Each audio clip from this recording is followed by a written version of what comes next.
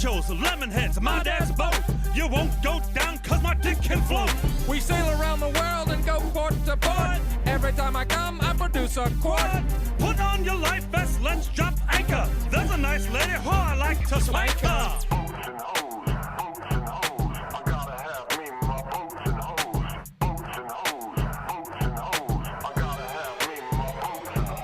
Deadliest catch without the crabs. We're almost out of gas, called the Arabs. I'm a pussy pirate, my name is Jack Sparrow. Take off my pants, she can see my flesh arrow. Make sure to wax, use your mom's hair. You'll be amazed when I come in your hair. Pull up the anchor cause we're leaving dry land. Get below deck with a tick in your hand. Anchor us away and shiver me timbers. We like to fuck ladies with our 8-inch members. Love me hookers who be a curvy. Ain't had lemons and limes so contracted the scurvy. Drop the anchor, give that hoe a shout. Cause I'm using my compass to find a nappy dugout.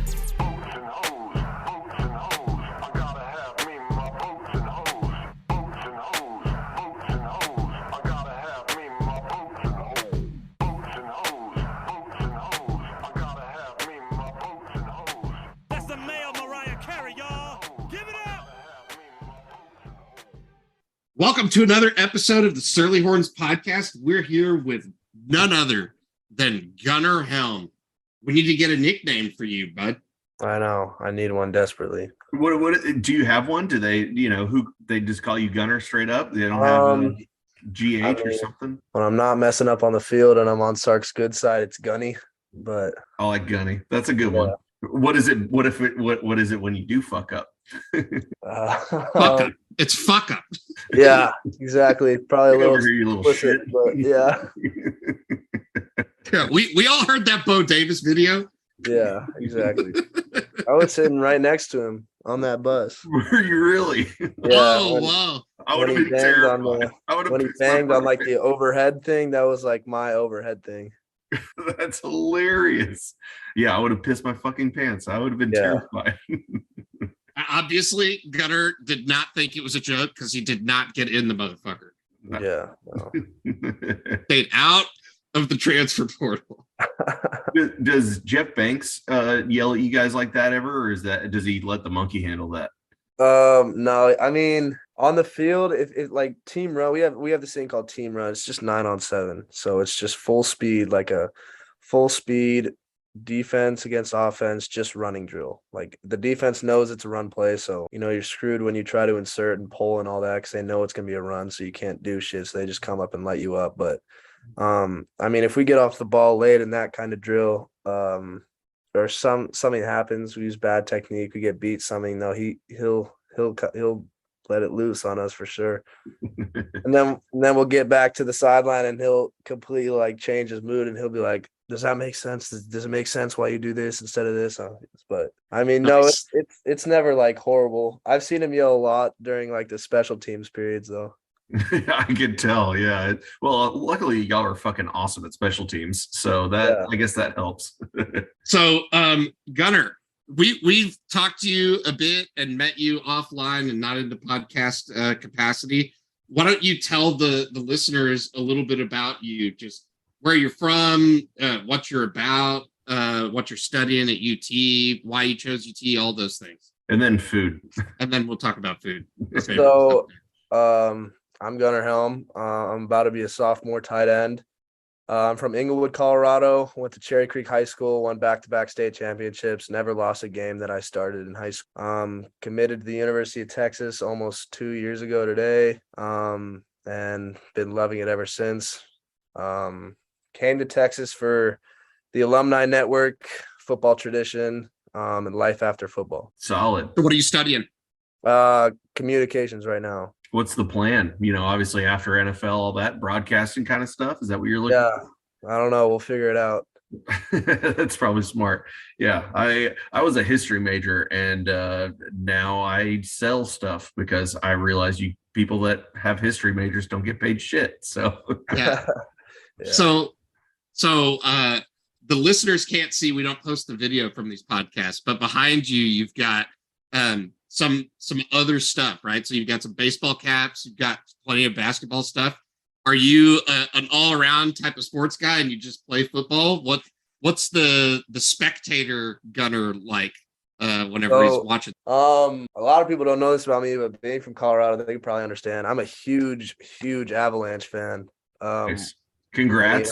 Go Avs. Yeah, thank you very much. I was about to say I ordered like 2 hats and 4 shirts, and all the guys at the facilities are like, how much shit did you order? But you gotta tell everybody on the podcast what your dad did. Oh, I did the same thing. Oh, you did? Oh, we Yeah, didn't get a picture of that. Yeah, no. Yeah, I mean, You drank water out of the cup, but your father drank beer out of the cup. You got to drink out of the cup. That's like the coolest shit of all time. Yeah, it was the coolest thing ever. It's so cool. That's until this year's bowl game.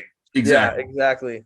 I'm trying to do research, like what bowl game trophy has like a cup, something to that nature. Well, yeah, I don't think they don't. I was gonna say you can't drink out of a crystal football, but they literally changed from the best trophy in sports, the crystal football, to like just some random generic thing you can get off Amazon. But yeah, you could like beer luge off of that thing, I think, at least. Yeah.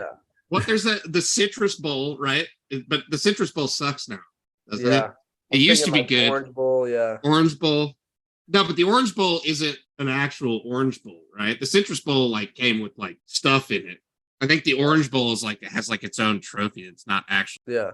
No, I know what Whatever. you drink out of. The hat. You got to drink out of the Red River hat. Oh yeah. Oh yeah. That would be fucking cool. Let's start that tradition. Gotta win it first. No. Gotta win it first. You know what we'll do is Surly Horns Take it by keg. force. Yeah, we'll get the hat. We'll bring a keg, and everybody can we'll just be pouring beers out of the hat for every player on the team. Have a Surly Horns event. Yeah, we don't care. We'll do it. So let's talk about food. I don't know if you're a food guy, but we are definitely food people. So what's your go-to food? Since you're from Colorado, coming to Austin, different food game, right? Different food culture. There's still like, I think there's a smash burger here and there in Austin, right? So there's a few like Colorado adopted chains Rocky that, Mountain Oyster that started somewhere. up there. Yeah. Have you ever had the But Rocky like Mountain Oyster? non-Colorado food. I never would. Smart. I mean, Not that bad. I'm sure I have. I'm sure I have at one point in my life, but So what Texas or Austin food have you grown to love or fallen in love? I mean, I love Cabo. Like if it's something like quick, I go to Cabo Bob. I'll go to Cabo Bob's like every day. Solid. Nice. I'll go there every day. I mean, I have gone there every day, but Which tortilla? Important question. Which tortilla do you? either just basic buttermilk flour or the ancho chili. Dude, the ancho is Ancho chili. It's the one. It's so fucking It's the one. good. Oh my Yeah. god. Yeah, it's good. That's the one. But So what? Tell us your burrito order. I assume that you get a burrito, not taco. well, now I got to get bowls because they're trying to make me lose body. Oh no! Just body fat percentage. I mean, I got back down to the weight that Banks wants. Now they're trying to tell me They're splitting you body fat. out. Yeah, exactly. Hopefully we got the guys, but probably just go basic white rice, black beans, chicken, cheese, guac, lettuce, and then extra jalapeno. Nice. That's my Spicy go-to. boy. And I'll There go you there go. every day and eat that. Nice. Well, that's probably why they're trying to get you. You know, that may be a little bit of carb loading. I don't know, but you burn the calories off, right? So, like you Yeah, said, you're at the exactly. target weight. Trust me, especially with the stuff we're doing right now. So what's been the biggest life change, moving from Colorado down to Texas? And, like you mentioned too, what's obviously y'all went from winning everything to last season wasn't as great. What's been, the fan reaction to that, plus, just basic life experiences, moving from Colorado down here, besides being hot as fuck? Yes, I definitely. I mean, every major sports, in my opinion, is going to have fans that are kind of just on the bandwagon to be on the bandwagon, and they hate you when you suck, and they love you when you're great. But I think every major sports team has a huge group of individuals that are true fans and loyal fans, and I think that Texas really does have a large group of individuals because they've been around since forever. But yeah, I mean, I think it's easy to get caught up with, put in quote, like the fake fans, but I mean, that's not a whole lot. I'm not going to touch on a whole lot about that. I think that that our fans are some of the best in the country, to be honest with you. And I might not be agreed with. I'm not just saying that because I'm biased, but I truly do believe that. Being a part of a winning football team, I mean, you could argue it's like, yeah, it's Colorado high school football. But if you look at some of the guys that are coming out of Colorado, I mean, we had just on my team alone, we had one of our corners went to Iowa State, Miles Purchase. Our other corner went to Wisconsin, Al Ashford. Our center went to Rutgers. Our edge went to Missouri. Receiver went to CU and started there. And we all played as freshmen, other than Al. He got shoulder surgery, but I mean, there's guys like that. And Miles' little brother, Blake, he's a 4-star edge, and I think he's going to announce his commitment pretty soon. One of our linebackers that was 2 years younger than me just committed to Kansas. So, I mean, there's talent in Colorado, and I think it's getting overlooked for sure. But I think coming from a program like that and being around guys that have won national championships like Jaleel, and last year it was Ray, and also like Ben Davis, they just said, it's got to be all player led. You got to get to a point where the coaches can't want it more than Yep. and you got to Back stick to Bo together. Davis. Yeah. And did I say Bo Davis? No, you said Ben. Oh, okay. I was about to say. Oh, no. Yeah, no, I'm saying back to Bo Davis's speech. Yeah. Player led versus coaches led. Sorry. No, yeah. So that's just kind of been our emphasis. We're trying to become more of a player led team. We have accountability groups and a whole shirt system. I don't know if you guys have heard about that. Oh, yeah. No, you haven't heard that, right? Okay. What? Have you heard that shirt system that they have? I don't know. Oh, yeah. Tell the folks. So we have 3 different shirts. We have an orange dry fit shirt that says, protect the team on the back and Texas football on the front or something like that. Protect the team's our first, team rule. And then if you miss class or a tutor session or lunch, or you're late to a workout, or you miss a workout, you get demoted to a gray shirt. And it's just some basic gray, not Nike, just basic shirt that says Texas football and orange writing. And if you keep missing stuff and keep missing stuff and keep missing stuff, then you get demoted to just a plain white t-shirt. And so, it's the whole point of accountability groups. We have commanders and it's like there's a draft. So you go through and you pick who you want on your accountability team. And then you kind of got them for the summer and just try to do your Nobody best. wants to be left off that team, I'm sure. Last guy holding the volleyball. Yeah, that's seriously, yeah. But there's like a winner at the end, and you get extra points if you go to an extra tutor session, or it's almost setting you guys up to be, to make your own decisions, to make yourself be leader, because it's accountability more than it is, it's self accountability more than the coaches holding you accountable. For sure. Sounds awesome. No, that's cool. So getting on more fun subjects. So obviously you're a burrito guy. If you had to take one food from Colorado and bring it down to Austin, what do you miss the most about being back home? I mean, there's not really a certain food that's just up there and not down here, if I'm being honest. Yeah. I mean, there's nothing even comes to mind. I mean, everything that's up there is down here, really. So have you had, good barbecue experiences down here that you can really get up there? No, you don't really get much good barbecue experience up there. What's been your favorite so far here? I guess Terry Black so far, but yeah. I mean, trying to get Hayden to go with me to San Antonio because he keeps trying to tell me that the best barbecue in Texas is Pinkerton's. He knows. He knows. I know. I'm like, if I'm going to trust anyone, it might as well be Hayden. Well, Hayden's told you what he has literally over the cash register at the one in Houston, right? He's got a big old picture of himself eating a rib every time I go to Pinkerton's. Grant's one of our boys. Obviously, he's a big Longhorn guy. And you haven't been to his San Antonio restaurant? It is ridiculous. I saw a picture of the brisket mac and cheese, and I was like, wow, I need to make this trip like right now. So he has a thing, it's called the Thick and Hearty Sandwich. It's a jalapeno cheddar sourdough bun with chopped brisket, thick slices of bacon, grilled onions, and then and when he says thick slices of bacon, it's thick with 2 C's. Like the thickest fucking bacon you'll ever see in your entire life. It is the best sandwich you'll ever eat on this fucking planet. I swear to God. And Grant made that up. He just pooped it out of his brain. He was hungry for lunch one day and was like, what do I got? And he just threw together this insane sandwich. And then they were like, we have to fucking. When I hear shit like that, like the type of things these dudes are doing at these barbecue places, it's like, I don't even know how to put my thoughts. It You sounds take the first bite and all you taste is brisket, onion, and then that you get that crunch from that bacon. The softest roll you'll ever eat. Like I'm thinking about driving to San Antonio right now. Like I'm thinking I'll make it there. I'll make it there by open. like we got to figure this out before camp when we're gonna go down there. I mean, Yeah, we'll absolutely. probably come back 5-6 pounds heavier than we were, but Well, so the original plan for the burn ends dinner was probably going to be like bussing you guys down there, and us meet y'all down there. Like we were going to get a party bus for y'all, a party bus for us, and then go there and back. that would have been sweet. Yeah.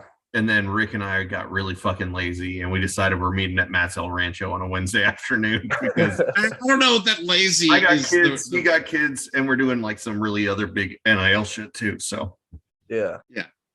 So let's talk about life outside of football a little bit. So how has living in a city like Austin been for you? Have you gotten to go out and experience the city much? Or has it really been just a really huge focus on football, even in the spring and most of the summer and stuff? Have you gotten to go out there and get to know the city and go do stuff like, go out on Lake Travis or Lake Austin or hike Mount Bunnell, go to the Greenbelt? Have you done any of that stuff? Played a decent amount of golf. So, I love summertime. Go with Cade?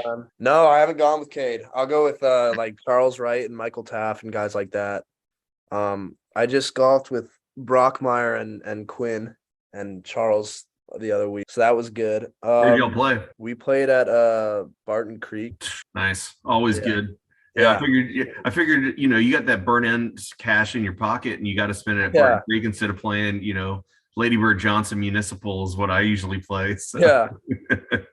Yeah. No, but I mean, I guess the going out and stuff kind of comes in intervals. I mean, obviously you don't want to get too caught up with that stuff. Spring ball's happening and obviously going into the season like fall camp is kind of a distraction, but once spring ball kind of ends and you're nearing kind of summer break, I guess that's kind of the point where a lot of guys go out. But getting closer to the season, I definitely see a lot of guys start to get locked in and kind of locked down a little bit. I mean, it's a whole different group than it was last year. So we know from just looking at the roster, right? The names on the roster, just sheer number of names that have changed from year to year is outrageous. But do you think that the staff has got, they've talked about it, they're a lot more comfortable, blah blah blah. We'll ask you about that and see if that's Steve as well. And then what do you think about this new class coming in? I don't know how much you follow recruiting. It sounds like you're still tuned in a bit, especially from what you're talking about some of your old teammates and such. But do you follow recruiting very closely at Texas? And then what are your kind of thoughts on the 22 class that just came and the 23 class that signed? Yeah. I mean, I kind of knew that was going to happen before it did, but he grew a strong bond with the guys that he was with when he was here, and I threw with him when I went home to Colorado, and there was a lot of things that I guess he just loved about Texas, and a lot of recruits wanted him to be the guy to build a class around, and so I think that when he committed, it was kind of game over for a lot of guys, and I think that they just kind of hopped on the Texas wave, which I think it should be like this every year. We should be top 10 at the top 15 at the very least, and especially at a school like Texas. Great talent and great coaching. I think he's the guy that is leading this 23 charge, and he's comfortable and he has great relationships with a lot of guys on the team already, so I think he'll be doing just good. Is Quinn acting like a guy from a 22 class even though he signed in 21?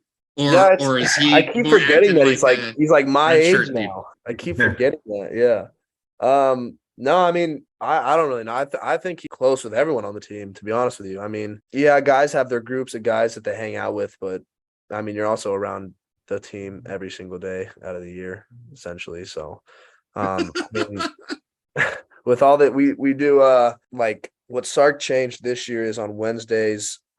We come in and we have a team meeting, and Sark kind of tells us like the exercise we're going to do for the day, and it's not football. It's like it's just like team building. So we do exercises. Like one of our exercises, they'll break us into different rooms and it'll be just random every week. So one of the exercises, for instance, was like, what was the best day of your life and why? And what was the worst day of your life? And you know, it's like some guys would say, well, the best day of my life was when I committed and the worst day was when my mom died or something like that. So having that vulnerability to, you know, your teammates and coaches sitting in the room with you, I think that goes a long way in trust. And, you know, you can't win championships without chemistry and trust. So I love what he's doing on Wednesdays with us now. That's awesome. Yeah, I mean that's one of those things that kind of gets lost in the shuffle with, you know, team building, especially in the age of the transfer portal. It's like guys coming in and out constantly. You know, you don't really get to know you get to know the guy next to you, and I guess kind of trust the guy next to you and understand where he's come from and what, you know, the opportunities in front of him mean to him. So it is, you know, stuff like that's awesome to me as somebody that, you know, builds teams and gets to hear some of that kind of stuff, because you never know, you know, somebody's personal experiences besides what you experience together. So it's nice to know kind of how deep that goes back. And yeah, anyway, that's awesome. That's really cool.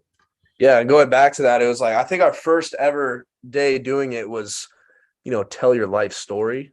And there was some stuff I could have never even guessed about some people. And it was like the amount of trust they had in us already just to tell us some of the stuff that some of these guys have been through. It was like, wow, like I can go out and play right now from this. Like I'm motivated to play right now for this guy. So, yeah, I mean, and, you know, not to bring it back to me, but as well as Rick, but, you know, we had some NIL stuff where it's like, you don't understand where these guys come from and what some of this NIL stuff means to people. And how impactful it can be moving forward. And that's why, you know, we wanted to start the burn ends and encourage people to sign up for the burn ends. You know, not to say that player was a burn ends member, but we really wanted to make an impact with you guys because I remember what it was like as a college kid.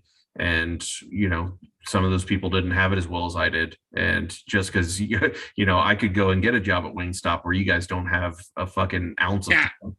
Yeah. and Austin is so goddamn expensive now. Ridiculous. Bravo Bob's is like a $15 burrito. Are you fucking kidding me? It's crazy.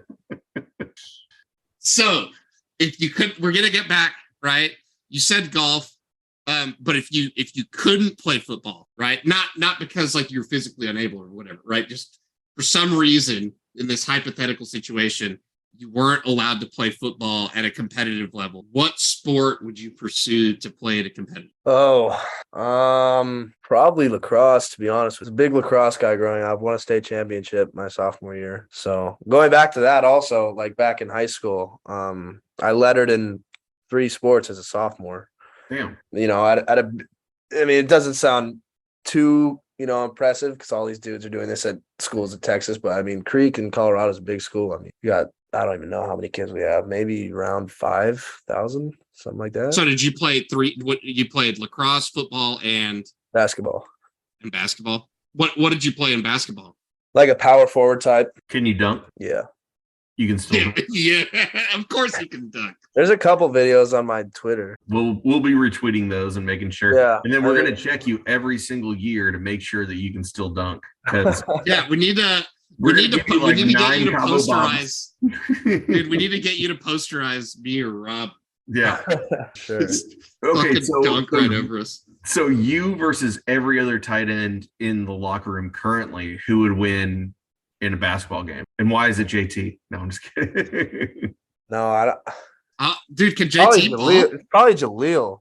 Oh yeah, yeah. Oh, it's probably Jaleel or Juan. Actually, no, it's definitely Jaleel or Juan. JT, shots fired. JT listens to the podcast, so oh, no disrespect to my boy JT, but Jaleel apparently, well, from what I've heard, Jaleel and Juan are just freaks. Nice, man. That's crazy. like they can just like that.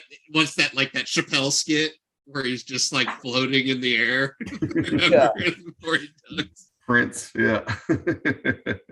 Are you into? Do you like comedy or comedians, or what kind of media? What kind of media do you consume whenever you're trying to tune out? I don't even really know. I just go through Twitter and Instagram. I don't really have like a real like outlet to just that I always just go into. I mean, I guess You don't like anime? No, I'm not like that. A lot of Never dudes on the got team are like that though. I mean, I made the mistake of asking if there's more than one type of anime. I don't know the no. answer to this. I didn't know. I truly didn't know the answer to that. But I mean, apparently, What's your I'm favorite all- movie of all time then? I gotta go with Step Brother. It's always a good one. So Oh, you're a that's a comic good guy. one. Yeah, it's a good one. I'm big into Step Brothers. I love it. Yeah, I mean, that was probably I'll never forget watching that movie in theaters, and that was the hardest I've ever laughed in my entire life. I was just fucking crying the entire Yeah, I time. know. So I can remember recite somebody like that signed whole up. movie. So I remember somebody signed up for the burn ends, and because you have to have an account on Surly to sign up for burn ends, and it's somebody who doesn't post, but they just made an account just to subscribe, and their handle is Catalina Wine Mixer. When you were telling that just now, I was either gonna say Nighthawk or what was the Yeah, other one? Dragon. Yeah, Yeah, Dragon. Dragon and Nighthawk. You gotta call me Dragon. Laughed Yeah. so hard at that I fell off my dinosaur. Starts good. crying. So you said Twitter and Instagram. What's your take on this whole Elon Musk Twitter attempted takeover? Would you leave the platform if Elon Musk bought it? No, I mean, as long as it didn't really change. I Matter. mean, I'm probably gonna log out of Twitter for the season anyway. I'm thinking. I mean, it's not even. I'd say my two main social medias are Snapchat and for sure. Oh, you gotta get that Snapchat. Are you Yeah. single? Yeah, I am. Oh, there you go. There it is. See, we're only on OnlyFans. We're on Surly Horns and I should be on OnlyFans. That's how do y'all think we came up with this fucking burn ends money? Are you kidding me? I've been selling comics since July 1st last year. God damn it! All right, Blake, if you're listening, not your dad, the other guy. Compliance. We do not actually use sex money to pay NIL deals. Well, some of us might, but it's a personal contribution. It's okay. And Blake Helm, if you're listening, thank you for all that you've done for Burn Ends. He's also helped coordinate a lot of you guys. So thank your father for that, as well as he loves mezcal. So we know that. He loves what? Mezcal. Oh, Tequila-ish, whatever. It's like kind of tequila. He's trying to eat the worm. yeah. Sweet. So do you live by yourself, or are you still in campus student housing, or did you Yeah. move out, or how's that? I've been here for a year and I don't even know. I moved in here last January 2021, and I'm still in here. Next week is my last week though. So Oh, you're out of the dorm I'm out. as of next week. yeah, You it's get a house or an apartment? yeah, no, we got a house. So I'm living with Charles Wright, Michael Taft, Cole Lord, and Marshall. Pretty cool. So now everybody knows where the hoes are at. So Yeah. because I was worried about you, man. I know you got the burn ends NIL cash, but it looks like you're in Section 8 housing, and I was a little worried. So Yeah, I mean, Where No. sorry, is it going to be in West Campus or North Campus? yeah, it's like Northwest. Okay. Like 30. nice. Oh, that'll be fun. Yeah. That's a good time. Yeah, living off campus in that West Campus area it's a lot of fun. They're gonna make I know, you but- cut down on more carbs. So Yeah, seriously. It does suck though because our lease starts like I don't even know when we're supposed to like when we're able to move in. I know Hayden is also moving off. He got like an Airbnb, so I might just stay in there for like a couple days, but it sucks. Is there will you have to do most of the guys commute to campus anyway? Or were you Yeah. like walk into class and walk into everything? Yeah. Or were you parking? No, I have like a scooter for when I get really lazy and I just don't want to walk like to the facility. But I usually just get up and walk out the back door of the dorms, and I mean I'm right on the doorstep of the facility. So But they give you a parking pass and everything with the being a student athlete. No, we gotta buy our own. oh god, Oh, It's horrible. parking. what? It's But at horrible. least do they put y'all all together? Like, can you park at the stadium? Or do they No. just give you random ass fucking lot on campus? No, like you go in and you got to try to find your own pass, and if you don't, you're screwed. Oh my Oh, so they're gonna put you out by the baseball fields. You're gonna have to walk. Oh yeah, across that's what happened. Like 35. Juan parked out by the baseball. Like he parked all the way out in that garage. I know a lot of guys on the team that had to do that. But like these dudes, they'll come in and they'll park like outside the facility at like 6 something a.m. and they'll get flamed with tickets. God. They just don't give a shit. I mean, shit. It's probably their whole stipend's probably gone just on Bijan's or Lambo just fucking parked in a handicap spot, like 4 rows deep. Like, I know. I've walked out and seen Bijan's Lambo outside with a ticket on it once or twice before. oh man, That is too fucking funny. That's so funny. I No can one's immune. I'm just picturing Quentin Ewers just parking on like the 50-yard line with a dip in. Just Yeah. God damn, dude. I would pay money to see a fucking boot on Xavier's new Corvette. Yeah, I know. Seriously. I've seen a boot on someone's luggage. Dude, they used to boot the shit out of people on campus. Yeah, Like all the time. Yeah. That's great. All right. Well, thanks for spending time with us and letting everybody get to know you. We look forward to seeing you at the Burn Ends dinner and having you on for the Ask Me Anything, later the week and whatever. So thanks for coming on and hook 'em. Yeah, sounds good. Thanks, guys. Okay, brother. Later.